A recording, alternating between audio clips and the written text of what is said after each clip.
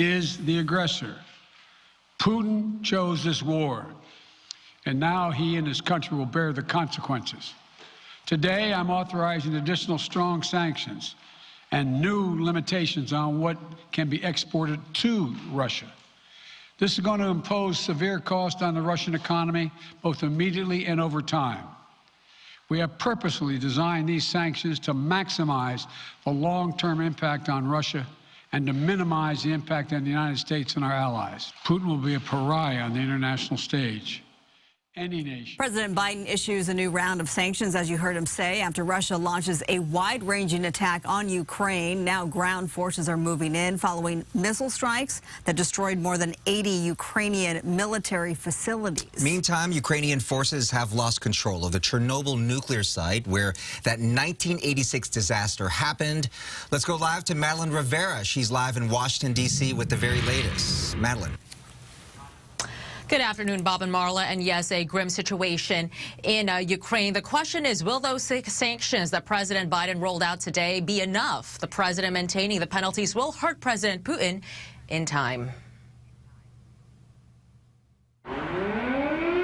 Ukraine under attack. Russia unleashing a massive offensive on military posts in several cities, including the capital of Kiev. Putin is the aggressor. Putin chose this war. We now have war in Europe on a scale and of a type we thought belonged to history. The wide-ranging air and ground assaults started overnight in the most significant attack since World War II. Missiles and bombs falling, tanks rolling across the border, dozens dead. Vladimir Putin warning of, quote, consequences you have never seen for countries who interfere. Despite that, world leaders swift to react, imposing severe sanctions on Russia. We will limit Russia's ability to do business in dollars, euros, pounds, and yen. But Ukraine's military not backing down, mobilizing forces, fighting for their survival as a sovereign nation. President Volodymyr Zelensky endorsing citizens to fight for their homeland. We have already started issuing arms. In order to protect our land, we will continue issuing them to everyone who's willing. Chaos in Kiev as martial law is declared.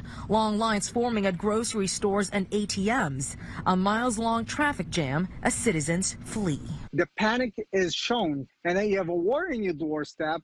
You don't know what to do.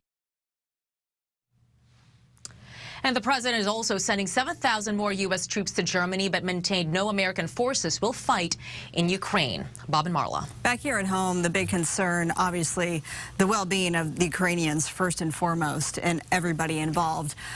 But the price at the pump, that's long been a concern. We are already dealing with record-setting gas prices here. What can you tell us about that, Madeline?